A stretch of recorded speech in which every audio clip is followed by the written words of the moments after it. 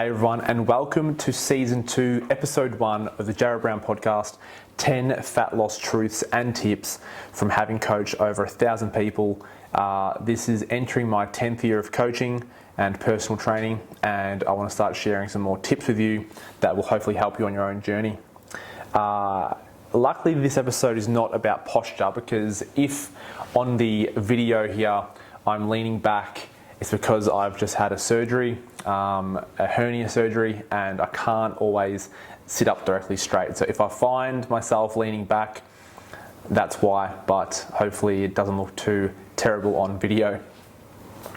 So jumping in, fat loss and changing the composition of the body, improving muscle mass, getting leaner, it's such a common thing that our clients come to us for with our coaching.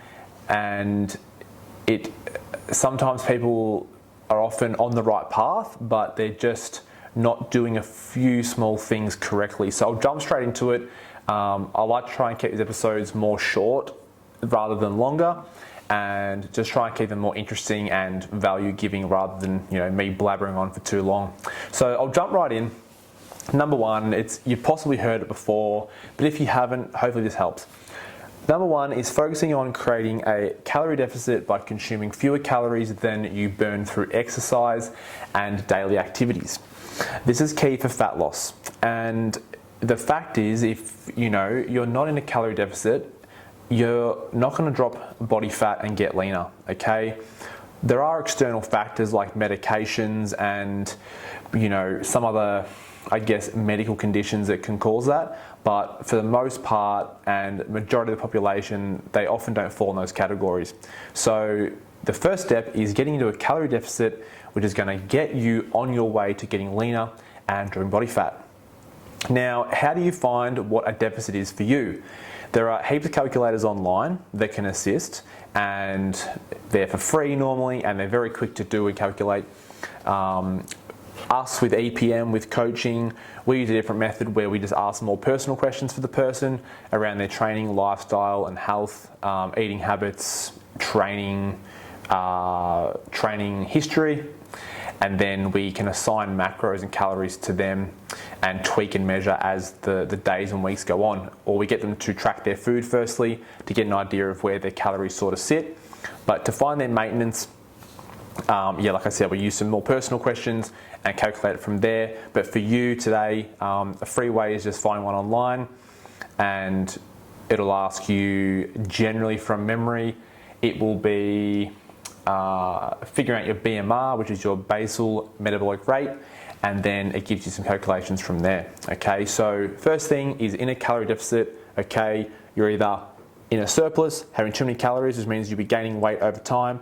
You're at maintenance, which is like you're sort of stagnant or neutral, and then in a deficit means you should be losing weight from there, or body fat. Number two, okay, is understanding your NEAT, which is non-exercise activity thermogenesis, and the importance of that. Okay, so at the end of this podcast, I'm going to explain the little trio or the triangle of importance. So the NEAT does come into that, and especially when we're coaching clients, it's a huge role, okay? And it's very underestimated, and the importance is often overlooked. But it does play a role also with your deficit, okay, from a more of an exercise or a movement standpoint, and also your total energy expenditure. It does play a role there, because the deficit, and what people don't understand is that sometimes they think that they're eating in a deficit and they may not be having many calories, but if their movement and their training is terrible or low, you won't be burning enough to be in a deficit either. Like it goes hand in hand. And I've seen this often with clients, and they're eating a low amount of calories, low being say between 1,300 and maybe 1,600 for a female.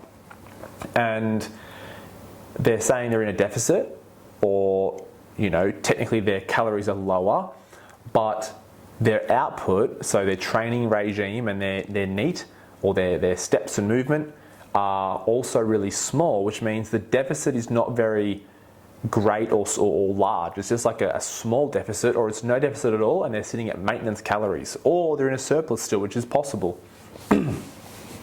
So I'll give you a quick example on that. I had a client, and she was a nurse in her 50s, and we often like to track the NEAT with a smartwatch or some sort of step tracker, because a good way of summarizing NEAT is just using your tracker on your watch, because it tracks your steps and it helps gives us a general understanding of how active a person is. And the lady wasn't wearing a watch, and she came to me and wanted some help to lose some weight. She gave me her macros calories. She told me how many days she was training per week, what sort of exercises she was doing. I had a great understanding of her macros and her food, and also the training she was doing. But I asked her about her steps and how active are you per day? And she assumed or guessed that based on her job being a nurse, that she would do, at least 10,000 a day. And she wasn't dropping weight at the time, this is many years ago now, and when we had to investigate a bit further and she started wearing a watch, we found she was only doing maybe 6,000 to 7,000 steps a day. So whatever her role was at the time in nursing, it was perhaps more of an admin role. Most people's understanding of, say, a nurse on the hospital floor might be very active and your steps might be quite high, but for someone in administration or office roles, we find those clients often have very low step counts, and the need for movement is higher outside of just work and training. So in that instance, she was like half of what we expected, which means it played a big role in how much her total energy expenditure was. So we were able to correct that pretty quickly once we knew what her steps were. Number 3 is incorporate strength training into your workout routine. Okay, so building muscle mass can increase your metabolism and help with the fat loss. There are many ways to exercise, but building muscle and weight training just helps utilize calories better. It helps, I guess, if you want to use the words tone, so get leaner and have muscle more, say present, or it's probably a terrible word actually, but you just look more lean, you look leaner, you look more ripped, whatever words you personally want to use, and it makes you look more athletic. Okay, so weight training is the go-to when trying to get leaner, have that toned look about you, get stronger as well, helps prevent injury. But from a fat loss standpoint, it's hard to beat, some heavy weight sessions combined with eating well and moving outside of your sessions in the form of NEAT. Okay, and just on that, number 4 with the weight training is focus on getting stronger, and don't be afraid to get stronger. And this is especially from a ladies or a female standpoint. It's, the guys that we have often, they're happy to get stronger, and they don't want to, they're not afraid of looking too big. But with the ladies, they often are worried about, looking too muscly or getting too big. But getting stronger won't make it look like Arnold Schwarzenegger from the 70s, but it will help gain more muscle mass in a healthy way. And when you have more muscle mass, there's a greater need for calories. And then when you have a greater need for calories, it means that you can eat more food with less chance of fat gain, because your body's becoming more efficient at using the calories. Okay, and that in itself is highly effective for fat loss, because your body is more efficient, you can eat more rather than have to diet too hard, and even by weight training, say 3 or 4 times per week, it's a great addition to also eating well and getting your NEAT up as well. And number 5 is the importance of protein. Okay, many people, so many clients that come to us for the first time just aren't eating enough, and enough being, say, for a lady above, maybe say 100 grams per day of protein, and for a guy being above, say, 150, 160. Body weight and diet dependent or depending, but I'll put here that in my notes, the importance of protein, and basically a good rule of thumb could be anywhere between 1.5 grams of protein per kilo of body weight, all the way up to about 2.5, 2.6 is a really good starting point for both men and ladies. Okay, and that number and that variable can change, but it's a great starting point for many people, whether you're trying to lose body fat or gain muscle. But from a fat loss standpoint, it also helps with satiety and feeling fuller for longer. And I know personally myself that there's days where I've had really busy days with work, and if I've missed a shake or I've missed one of my higher protein meals, later in the day I just start feeling a bit hungrier. And when I stop to think about it, I'm like, I don't think my day's changed much, but excuse me. And if I do look back and I realise that I've skipped the shake or the high protein food, that's usually the reason why. And it seems, it's one of those things where you don't realise the importance of it until you actually start increasing it, and then when you start to miss it, or you're skipping on protein or it's too low, you actually realise how much hungrier you feel without it. And this is due to the amino acids that make up protein and the role they play with the metabolizing and the breakdown of them in the body. So once that's done, the sixth point I have here is being mindful of hidden fats like nuts, avocado, salmon, all healthy foods, but they're also on the high calorie end, and often these types of foods don't really provide the satiety that you're hoping for. Like snacking on nuts and high calorie foods in the form of fat, they're like very calorie dense. So just keeping in mind that with calories and macronutrients, from a calorie standpoint, our macros are protein, carbs and fats. Protein give us 4 calories per gram. Carbohydrates give us 4 calories per gram, and fats give us 9 calories per gram. So we're getting more than double the amount of energy density out of that with fats, and you can quickly rack up high calories with having a few extra fats here and there throughout the day or in one meal itself. So just be mindful of that, because we see it a lot in the clients who are having trouble dropping fat. Sometimes their fat content is too high. And the other thing with fats as well, whilst they are important, fat is generally hard to metabolize for the body, and it is also more easily stored as fat as well, as opposed to protein and carbs just isn't. So fat is generally and more readily available to be stored as fat. However, protein and carbs aren't. Okay, carbohydrates are used more preferably by the body, and they're also broken down a lot easier. Number 7, hidden calories, similar to fats, but hidden calories overall. Salad dressings is a bit more fattier. Chipotle mayo, those sort of things are a bit fattier. However, now we're going to talk more about beverages such as soft drinks, energy drinks, fruit juices, even alcohol. And again, the big issue here is there's no satiety, and you still feel hungry and not satisfied whatsoever after having the high calorie beverages. And it's a very quick way to rack up a lot of calories without even realizing it if you're having a meal with some high calorie beverages too. Number 9, training intensity, or number 8, sorry, training intensity is horrible.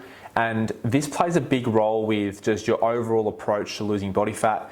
And many people come into our coaching program and their intensity is just low, or they're struggling to challenge their body and, I guess really break a sweat consistently.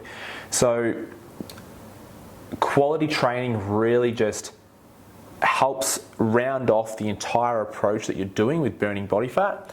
And like in one of the earlier points, helps utilize food better and helps with that total energy expenditure, your TEE. And when the training quality picks up and you start getting stronger, and I've seen this in a lot of our clients, often things like their body fat starts to drop, they look tighter, and the amount of muscle they're carrying goes up as well, which is also a huge bonus. And you get that real leaner, athletic type of look about you. And ways to fix this is coaching can assist, or training with a more experienced person, like a friend or a buddy or a partner. And things to watch for with your intensity and trying to improve would be your exercise selection. So for example, rather than doing just like say heaps of glute kickbacks or bicep curls or lighter machines, going for the bigger movements like deadlifts and squats and shoulder presses and bench presses, the ones that are big compound movements that can really and have to use a lot of muscles to operate and function, and ones that make you really sweat and work really hard are a great option. Number of days per week plays a role. The tempo, are you training really fast and your reps, are only 1 second eccentrics or negatives, and you're just rushing through every single rep? Tempo plays a huge role, and we often adjust tempo a lot for the new clients in our program. And rest periods play a huge role. Are you resting for 4 or 5 minutes, playing on your phone, scrolling through TikTok, or are you sticking to the rest periods and having, say, between 60 and 90-second rest, if the goal is to sort of keep your heart rate a bit higher and help get that leaner look as well? And are any things like cardio being included, like some HIIT training, can also play a great role with just really rounding out your program and your fat loss program itself. Number 9, portion sizes with your food. Again, personally, I've experienced this myself, and the most recent holiday period, I found that if I wasn't mindful, I was just ready to load my plate up with more food, but I wasn't even really I wasn't really hungry.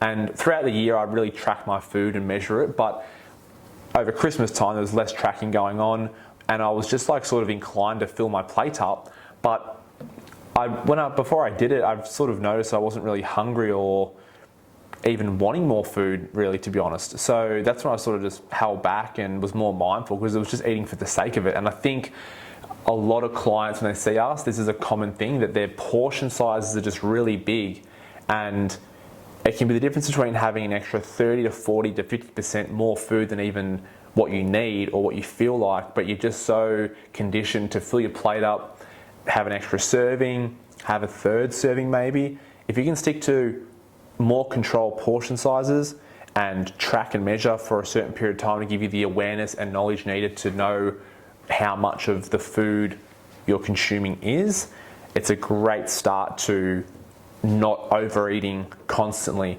Because a big part of this is just compounding habits, and if one, 2, 3 days of the week turns into a full week, and if you're constantly overeating, that's a quick sort of way to gain weight. And allowing it to happen less is what will really help control your overall calories for the day and for the week. And number 10 is just the big 3 in the quick summary before we wrap this up. So the big 3, just to reiterate for you, is 1, creating a calorie deficit for yourself and ensuring you're in a deficit, okay? Ensuring you're in a deficit is the 3 things, which is the deficit is from eating foods that help you stay under your maintenance to put you in a deficit to start with. And then what supplements that and assist that is your training quality is really good, so number 2, and you're training enough. Then number 3 is your NEAT, so your non-exercise activity thermogenesis, okay? And that is things like maybe cleaning the house, maybe playing with your dog. Our body also has a need and requirement for calories to function, so organ function, thinking, processes, digestion, everything, hormonal production, regeneration of skin tissue cells, and everything like that as well. So even us just at rest, sitting here breathing, requires energy and calories, obviously. So your body does have that in the form of a basal metabolic rate, or BMR.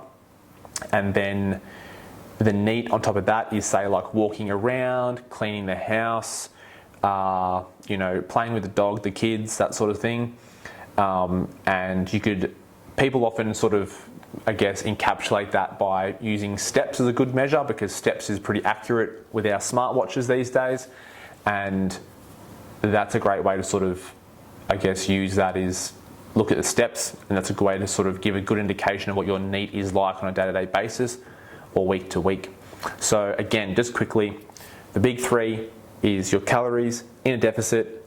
To help support that, it's done with food, and then training is good and high quality, making sure it's intense and quality sessions, focus to get stronger, and then also your NEAT, making sure your steps are high enough. A very good simple amount for NEAT or steps, I would say, could be, for many of our clients, we see them start to drop. Again, there's many factors with this, but 10,000 steps and above is a great standpoint or a great starting point. And I know that, you know, I think the Australian government with the health system suggests 10,000 steps. It's a bit of a blanket statement, but we have clients anywhere from sort of 8,000 to 9,000 per day up to 15,000 or more in a cutting phase. And that is a great starting point, permitting that their training is good and their calories under control as well. But otherwise, that is it for today, everyone. Thanks for listening. As always, I appreciate you. And if there are any questions in regards to this episode, feel free to shoot me a DM on Instagram. I'm probably most active on there across the socials. But otherwise, I'll see you in the next episode.